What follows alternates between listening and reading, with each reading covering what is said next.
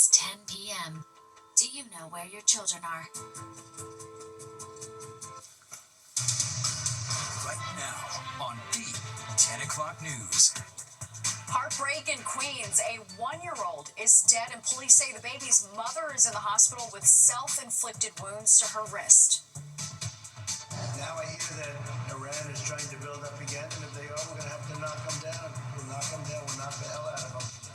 Strong warnings from President Trump, the latest on the threats that he's making to Iran and Hamas. And addressing the city one last time, Mayor Adams touts lower crime numbers in his final press conference as mayor.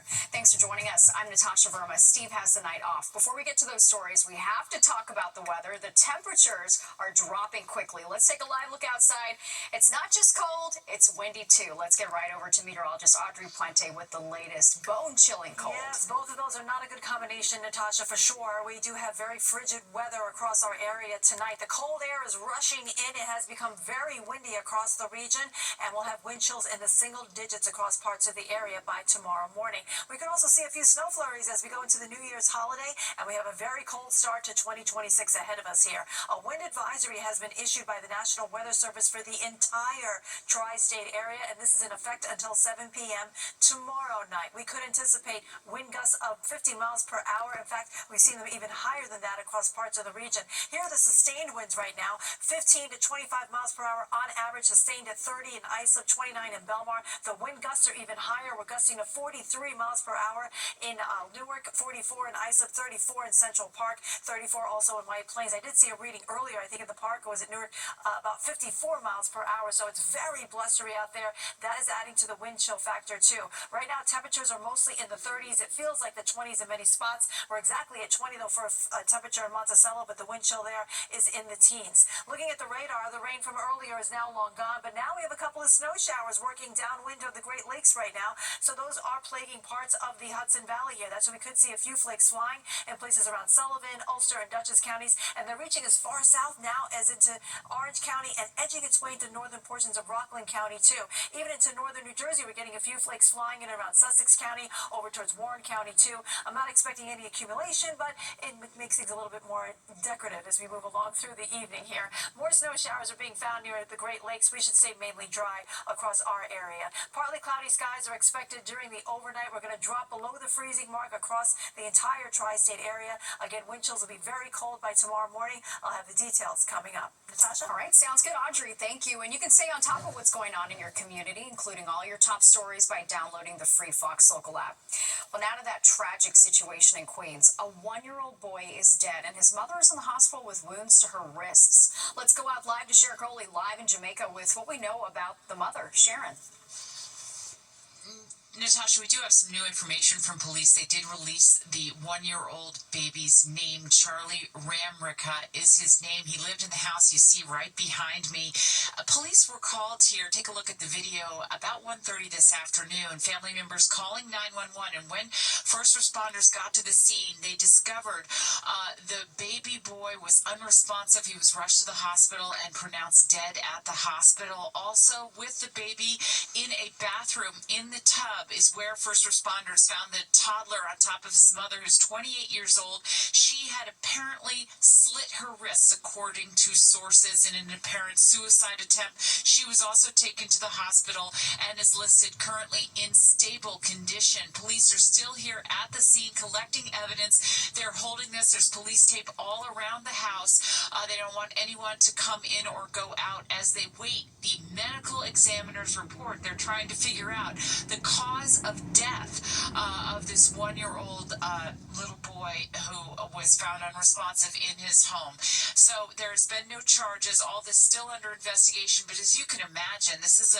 we're right across the street from a school. This neighborhood is populated by families in the southern part of Jamaica, Queens. Let's hear what some of the neighbors had to say. We heard this crying. In that house, the people, the boys, we heard a sound, very crying and fighting like that. I woke up and down this block. Everybody, like I said, it's wholesome families. They're going about their lives. They're good, hardworking people. Honestly, that is very crazy. honestly. I'm surprised, shocked. They're usually quiet people. That's, nothing out the ordinary.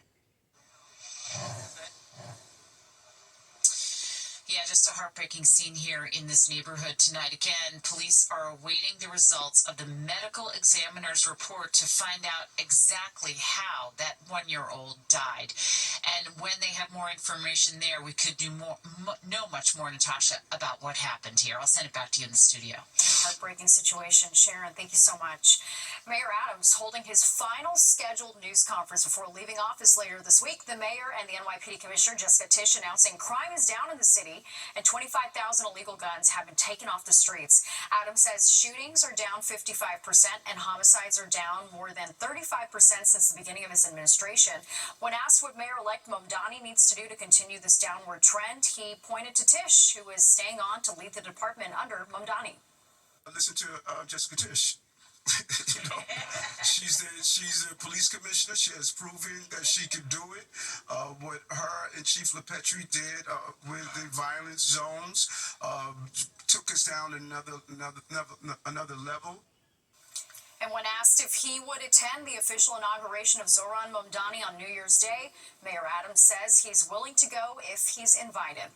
The mayor-elect is breaking tradition for his inauguration. Zohran Mamdani will be sworn in at the old City Hall subway station just before midnight on January 1st. Instead of inside City Hall, Attorney General Letitia James will administer the oath of office in a private ceremony. Then in the afternoon, Senator Bernie Sanders will lead the second swearing in on the steps of City Hall, followed by a block party on Broadway for supporters along the Canyon of Heroes. Police say a second pilot has died after yesterday's mid-air helicopter crash in New Jersey. It happened Sunday morning in Hamilton. That's about 35 miles outside Philadelphia. Dramatic video here shows one of the choppers falling rapidly to the ground. The other pilot was pronounced dead at the scene. Authorities say the victim, 65-year-old Kenneth Kirsch, and 71-year-old Michael Greenberg were friends who often met for breakfast near the airport. They were the only people aboard each helicopter. The FAA and NTSB are now investigating. Another high-stakes meeting at Mar-a-Lago. This time, President Trump sitting down with Israeli Prime Minister Benjamin Netanyahu. Linda Schmidt joins us live from the newsroom with more on the stern warning that the president has for Iran and Hamas. Linda. Yeah, that's right there, Natasha. Well, the president saying there is going to be, quote, hell to pay if Hamas does not disarm, and also sending a warning to Iran that if that country tries to rebuild its nuclear program, the U.S. will, quote, knock the hell out of them. Go ahead, take a look. Israeli Prime Minister Benjamin Netanyahu at Mar-a-Lago arriving this afternoon. Now, the first phase of President Trump's peace plan began back in October with a ceasefire and the return of all the hostages. However, the remains of one of the hostages are still in Gaza, and both Israel and Hamas have accused each other of violating the ceasefire. Well, now President Trump wants to move to phase 2 of the peace plan, which involves rebuilding Gaza under international supervision and Hamas giving up control of Gaza and disarming. Israel, though, is not withdrawing any further from Gaza until Hamas disarms. In the meantime, Hamas is insisting it has the right to retain weapons as long as Israel occupies Palestinian territory. If they don't disarm, as they agreed to do, they agreed to it, and then they'll be held to pay for them.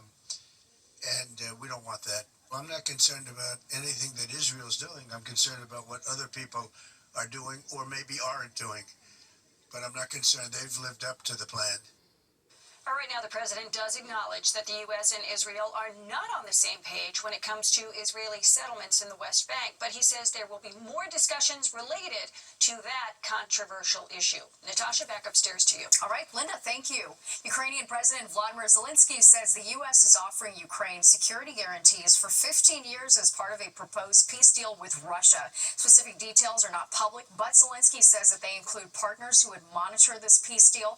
President Trump hosting Zelensky in Florida yesterday. Trump insisted Ukraine and Russia are closer than ever before to a peace deal.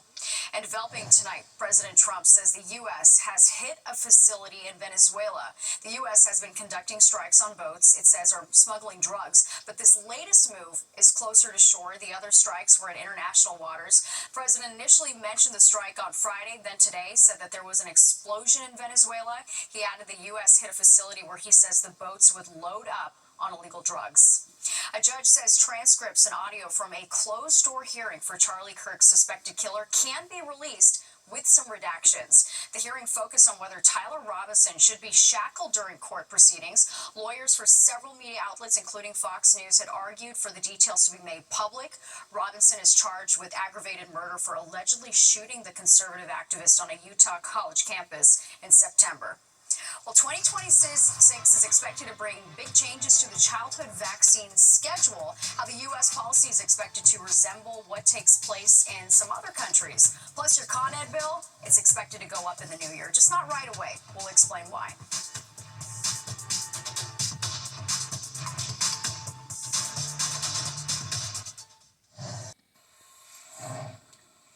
Four firefighters are recovering tonight after a fire ripped through a house in Queens. Citizen App video shows the intense smoke and flames started around 11:30 this morning at a home on Glean Street, and it was under control in about 90 minutes. None of the injuries are serious. The fire marshal is looking into the cause.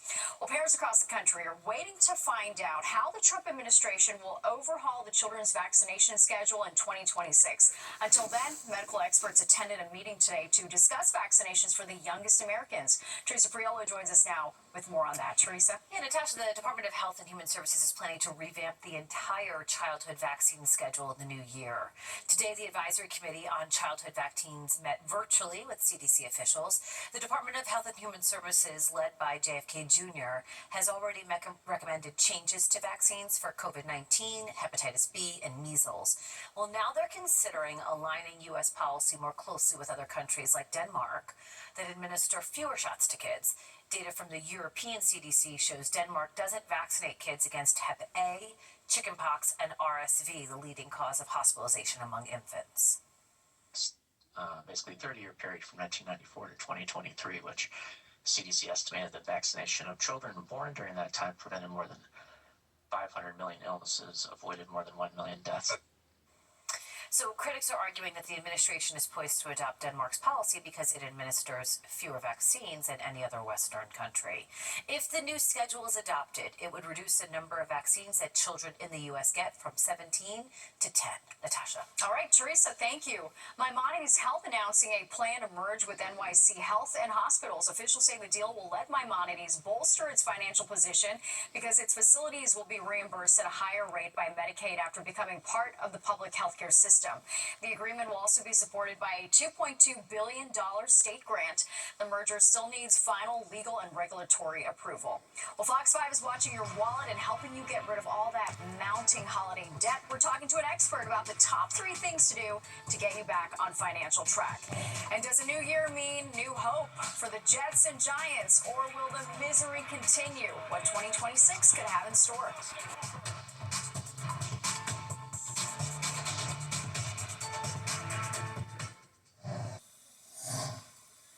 Welcome back. Millions of Americans are already feeling the holiday hangover, consequences from their expensive spending decisions. LendingTree.com reporting that over a third of Americans will rack up holiday debt this year, averaging more than $1,200. Personal finance expert Paul Oster explains that before you can even pay off the debt, you have to get your spending under control. The very first thing you have to do is pause new spending. Right? So you're not going to spend any money on non-essential things that we want. I know you got to buy groceries and gas and essential things, but we're gonna put a spending freeze in place for at least a couple of weeks. He says the next step is using those savings to pay down your credit cards with the highest interest rates first and to make those payments as early as possible because interest rates compound daily.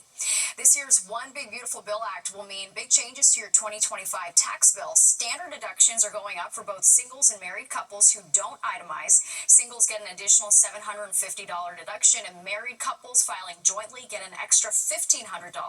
Seniors born before January 2nd, 1961 with with a valid Social Security number may be eligible for a new personal deduction. State and local tax deduction caps go up from $10,000 to $40,000. Some people also get to avoid taxes on tips and overtime. The state and Con Ed have agreed on rate hikes for the new year, but they haven't officially been approved yet. New York State Senator Shelley Mayer says Con Ed is now proposing a 3.5% electric increase and 4.4% gas increase for 2026, with additional increases in 2027 and 2028. These increases are lower than the double-digit increase first proposed by the utility company. The Public Service Commission still has to sign off on the deal. All right, time for the weather. Let's check in with Audrey. It got so cold outside, Audrey. Yes, you definitely need to be bundled up tonight, Natasha. Same thing for tomorrow. You've been forewarned now. It's going to be very cold across the tri-state area. Today's high temperature, 49 degrees. That's a little misleading because that happened at about 1:15, and our temperatures took a big drop once the cold front pushed through right after dinner time. And right now, today's recorded low of 31 in the park. It's 34 in Islip, 35 out in East Hampton. We're below the freezing mark in White Plains, up towards Poughkeepsie and Sussex. We're in the 20s now in Monticello and out towards Scranton. And these numbers are running colder than they were at this time last night, that's for sure.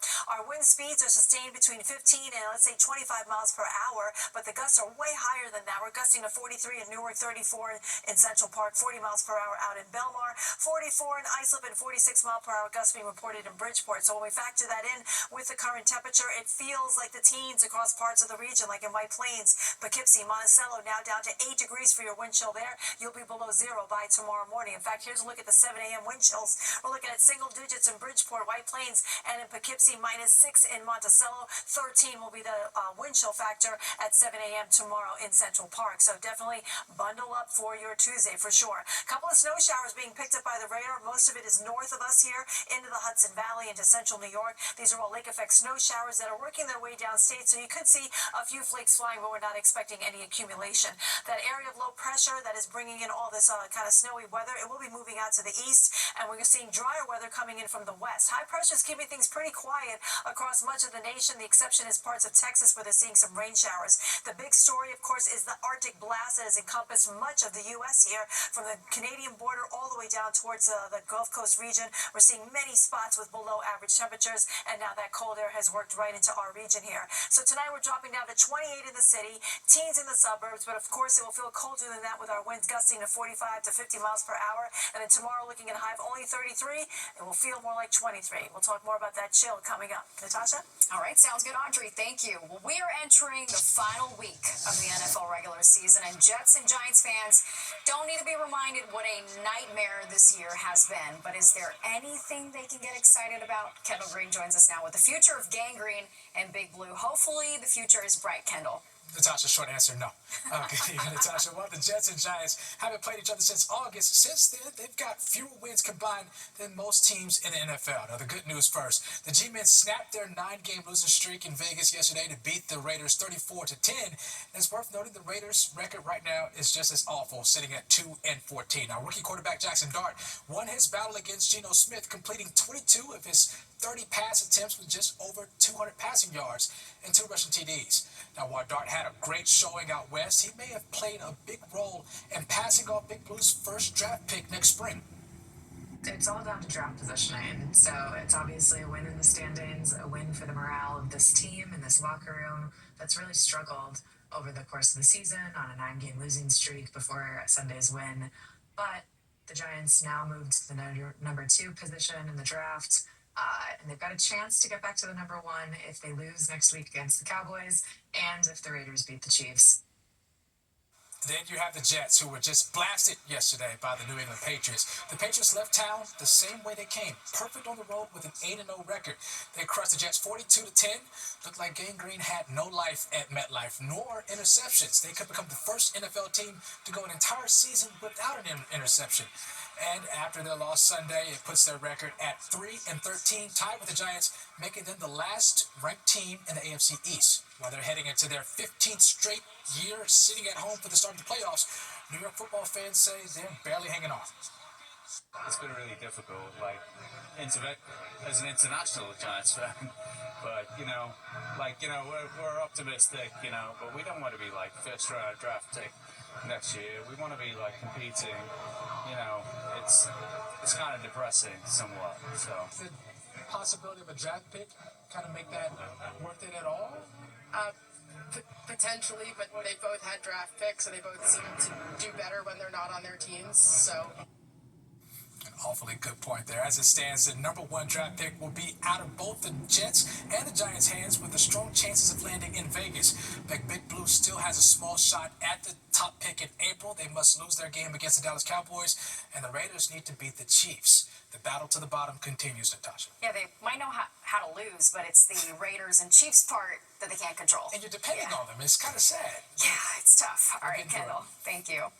Beyonce is ending the year on a high note and joining a very exclusive club. She's now a billionaire thanks to her chart-topping music career along with her business ventures. In 2025, her history-making Cowboy Carter tour was the highest-grossing tour of the year with more than $407 million in ticket sales. According to Forbes, she is now the 5th billionaire musician, including her husband, Jay-Z, Taylor Swift, Bruce Springsteen, and Rihanna. It's not the Happy New Year that City Bike riders were hoping for, why the company now says it's raising its prices yet again. And a Fox 5 Health Alert, flu cases surging to record highs across New York State. We're breaking down the numbers and who's most at risk.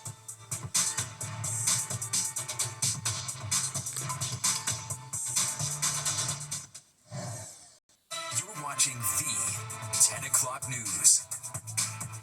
City Bike riders just can't catch a break. They're facing yet another rate hike at the start of the year. The latest price increase is happening next Monday. Arthur Gian has reaction from riders and the reaction and reason behind this move. The simple act of using a City Bike is about to get a lot more expensive for the 4th time in 2 years. On Monday, City Bike, which is owned and operated by Lyft, announced another round of price hikes, continuing a trend of skyrocketing costs to New Yorkers in recent years. Alice, for one, doesn't like it, and she's not alone. So they started out really good. They need competition. I hate to say it, but they need competition because they're just not living up to what they should. You know what I'm saying? It shouldn't be a big thing. It should be easy, cheap, and you know what I'm saying? The hikes kick in on January 5th. Annual memberships jump up to $239 a year. Members who use e-bikes will be charged 27 cents a minute, and that's an 8% hike. And the e-bike cap also goes up 8% to $5.40 for rides entering or exiting Manhattan. It was a different tune in 2013 when then Mayor Michael Bloomberg rang in the new bike share program. And the largest bike share program in the country is officially launched.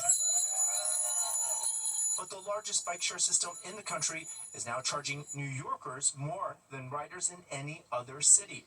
Annual memberships were $95 a year, and by the end of the month, it will have gone up another 150%. In a statement to Fox 5, Lyft says the cost of expanding and maintaining such a large system is part of the reason for the price increases, but they also point to the fact that New Yorkers do not get a penny in public funding for their bike share program.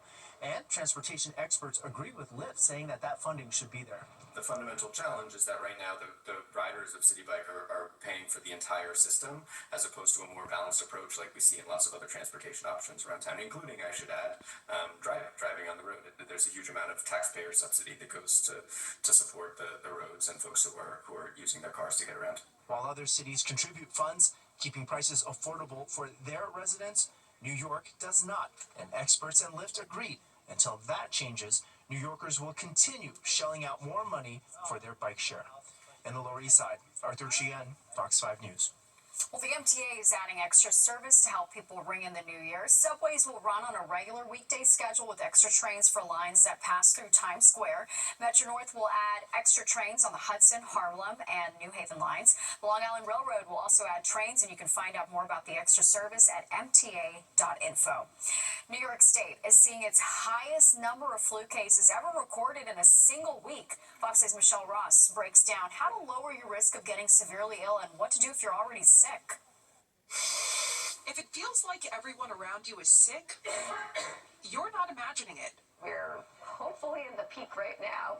I hope it doesn't go higher than the case load we're seeing right now. New York State reported more than 71,000 flu cases in a single week, the most ever since the flu became a reportable illness back in 2004. More than 15,000 of those lab-confirmed flu cases were on Long Island alone. Hospitalizations are also up significantly, spiking 63% from the week before, jumping from 2,251 to 3,666 statewide. Every year, scientists try to predict which flu strains will dominate, but those predictions aren't always entirely accurate. Take this season, for example, when a new strain emerged late. Even if it's not a perfect match and it doesn't prevent you from contracting the flu, it can prevent severe illness, and it certainly prevents hospitalizations and deaths. Young children and the elderly are most at risk. So are people with underlying health conditions like asthma. Common symptoms can feel like a bad cold: fever, chills, cough, runny nose, and in some cases, vomiting or diarrhea. If you feel sick, please stay home. Please don't send your children to school until they're feeling better, and fever-free for at least 24 hours. So far this flu season, more than 1,900 people have died from the flu, including 3 children.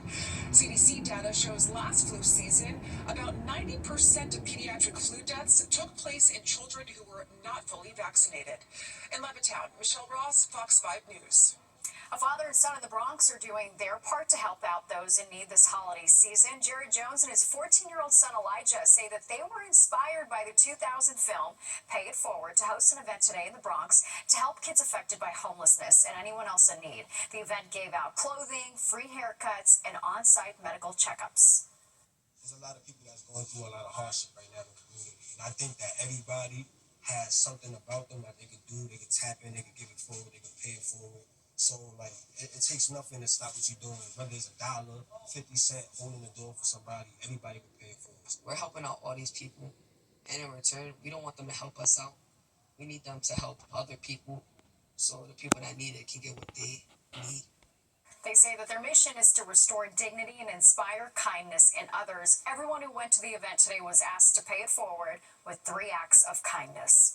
The government might be giving your child $1,000. What to know about opening a Trump account? And who says a penny can't buy you anything? Where and when you can get your hands on a 1-cent burger.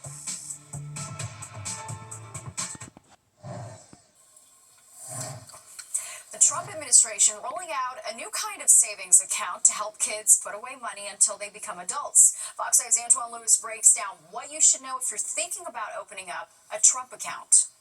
Parents looking to get a jump start on their children's financial futures can look to the White House and Trump accounts, investment savings accounts for children. Real trust funds for every American child, allowing family members, employers, corporations, generous donors to contribute money that will be invested and grow over the course of a child's life.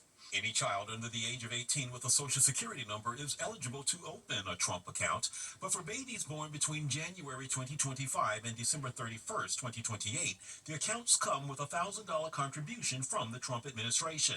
Additionally, some kids are eligible for more funds from philanthropists Michael and Susan Dell. Our gift will cover most of the children that are 10 and under that are not part of the federal program, the 0 to 2-year-olds, and who also live in zip codes where the median income is $150,000 or less. But enrollment in the program is not automatic. Families are required to fill out a tax form, Form 4547, similar to this. And that's just one of the concerns for Elaine Mogg, Senior Fellow at the Urban Institute. We know from evidence in Maine of a similar program that when families had to opt into the program, participation was around 40%, and low-income families were the least likely to participate. Children can access the funds at age 18, but there are penalties for early withdrawals. Kate Ashford is an investment specialist with NerdWallet. When you withdraw your contributions to the account, you won't pay taxes on those, but you will pay ordinary income tax on any earnings in the account.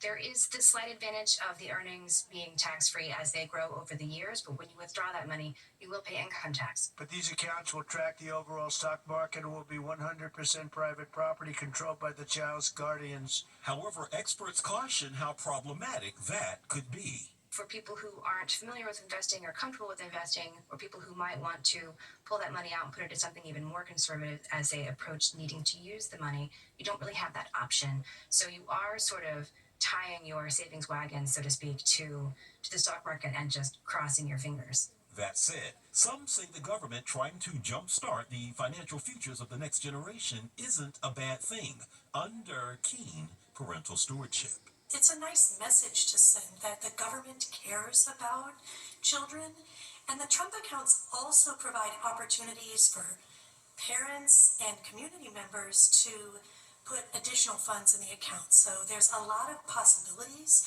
for the accounts to grow for the children. Antoine Lewis, Fox 5 News. Well, soon you'll be seeing fewer Starbucks stores. The coffee giant says it plans to close about 400 stores across the country in the new year, mostly in big cities. The chain has already closed 42 locations here in New York City, along with 20 in Los Angeles and 15 in Chicago. The company blames growing competition, rising costs, and more people working from home.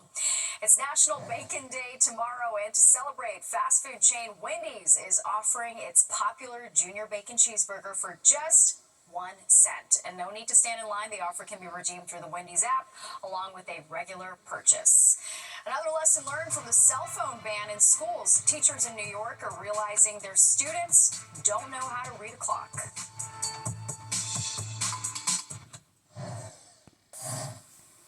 Well, an unintended consequence of taking away phones from students in class. Teachers in New York City are learning their students can't read a clock.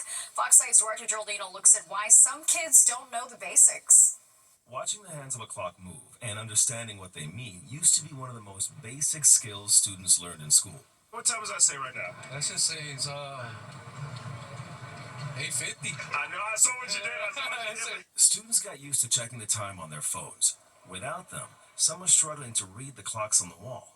Is it easier to read the digital or one of those clocks? It's digital because it's numbers for me. Is it numbers? I can read it, but it takes me a little bit of time. Reading an analog clock takes more than just seeing the numbers. It requires spatial awareness, understanding where their hands are. It involves sequencing, knowing how minutes move and hours change. And it takes mental translation, turning that visual information into meaning. Author and parent advocate Liz Stern says, those steps support brain development and are skills that kids use far beyond telling time. When you learn how to tell time and when you learn how to write script, they're really important for the brain function. And it's not just about telling the actual time, it's about understanding and learning and seeing and the brain function. In a written statement, the Department of Education says in part, we dedicate lesson time for all students in both first and second grades to develop these skills. Approximately 10 to 15% of overall math instructional time is dedicated to measurement and data, which includes the essential concept of time. You're saying a lot of kids don't know how to read those clocks, so they don't want to read them. What do you think about that? That's sad. See, that's why we need to work on the education system. Some students say they do know how to read a clock, but many classmates don't. Others point to the fact that most of the clocks in their life are digital, which makes practicing the skill even harder. It's a shared responsibility between the schools, between the parents, between everybody needs to come together as one. Some schools are actually reviewing time telling now, but what educators and parents are telling me is that this phone ban issue is exposing the fact that basic skills need practice. On the east side, Duarte Geraldino, Fox 5 News. That's unreal. All right, let's get a check of the forecast now with Audrey. Your world is just full of numbers and measurements. You got to tell a lot of stuff. That's true. I'm on it every single day. And today we are talking about windy and cold conditions, Natasha. The wind advisory is continuing across the entire tri-state area until 7 p.m. on Tuesday night. We are experiencing wind gusts up to 50 miles per hour, and that will continue to be the trend as we go through the overnight and into tomorrow. Here's a look at the sustained winds. They're right now between 15 and 25 miles per hour on average, but the gusts have been higher than that, close to 50 in many spots. Right now we're at 43 miles per hour at Newark, 40 in Belmar, 34 in Central Park, and 44 miles per hour wind gusts being reported in Islip out on Long Island. Of course, when we factor that in with the current temperature, we have wind chills in the 20s and teens, in fact down to 4 degrees up in Monticello. Elsewhere across the Northeast, it is cold through New England as well as central New York, and this is also where we're picking up lake effect snow showers too, right around Buffalo and and Syracuse, and some of them are reaching as far south as Sullivan and Ulster County. In fact, we saw a few flakes flying earlier across northwest New Jersey too, but I think most of us will stay dry for the rest of the evening. The snow will push off to the east. High pressure will come in from the west, so we do have a relatively quiet, storm-free weather pattern over the next couple of days. The only exception is that strong wind that is producing those lake effect snow showers. We could see a few snowflakes flying in parts of the Hudson Valley like we are tonight. So here it plays out in our future cast. Most of us are dry. Tomorrow we'll wake up with a mix of sun and clouds, but again, more lake effect snows off to the north could bleed as far south as the Hudson Valley, so that's something to be aware of in that part of the area. Overall, though, it's going to be relatively quiet as far as storms are concerned. However, it's going to be very cold tomorrow. Temperatures near the freezing mark or lower, and it looks like windy conditions will make it feel more like the teens across much of the area for Tuesday. Now, on Wednesday, it's still windy, but the wind gusts will kind of weaken just a bit, up to about 30 miles per hour. So it's still a chilly day. We could see a quick passing flurry in the early morning hours of Wednesday. Most of the day will be dry, but there's another cold front heading in our direction, and this will kind of fire up more snow showers as we go into Wednesday night, and we could see a few flakes flying at midnight when we bring in the new year too. Thursday we'll wake up with dry conditions across the area. That could be an isolated flurry, but that's about it. We should stay mainly storm-free for the next several days here. Tonight's lows mostly in the 20s. It will feel like the teens and even single digits. Tomorrow's highs in the 30s. Again, this will feel like the teens, close to 20 degrees in many spots. If you are planning to head to Times Square for the midnight ball drop, be aware that the temperature will be about 28 degrees at that time. There'll be a light wind, which will make for a wind chill at about 20 degrees, and there is a chance of a snow flurry, but most of the evening will be dry. It turns much colder as we start off the new year too. The high on New Year's Day, only 30 degrees. We're at 32 on Friday, and we stay below average for the next several days. Natasha, over to you. All right, sounds good, Audrey. Thank you. Well, he's turning his passion into a professional gig. Meet the artist who makes a living off painting baseball players. Fox 5, brought to you locally by Toyota. Babe Ruth and Mickey Mantle, just a couple of Yankees greats whose legacies come to life on canvas, all thanks to an artist in Brooklyn. Fox 5's Ryan Christopher takes a look back at one of our favorite stories of the year. It started, you mentioned baseball cards before, it actually started with my dad's baseball card collection, because he grew up in the city in the 40s and 50s, and started collecting around the same time too. So when I was growing up, I kind of discovered them and I had access to them. And I noticed that for like the late 40s and early 50s cards, the majority of them were illustrated. So Greg Kreindler started drawing out baseball cards as a young kid. I was kind of thinking in my head, oh, this is something that I can do. Not necessarily something that I could do professionally, you know, as a career or whatever, but just as a young kid, like, oh, I can draw Mickey Mantle, my dad's hero, and I get the pat on the head, you know, good job.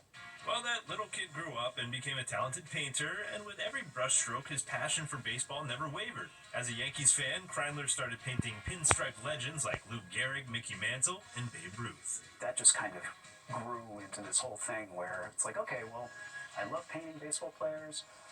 Let's try to just paint everyone that I can. You know, I'll go to any era. I'll, you know, do any league. You know, I really got myself interested in like the Negro leagues and the Latin American leagues and some of the women's leagues and even semi-pro leagues. And, you know, the hard part is just coming to terms with the fact that I'm not going to be able to paint everything. The artist now has an astonishing 11-year wait list for new paintings, and they range in all sizes, like this massive piece of art of pitching great Satchel Paige. This guy, I think, is 36 by 46. Wow. And this is the great Satchel Paige. Yes. Now, how much time has gone into this one painting? Many hours. This has got to be close to 200 hours at this point.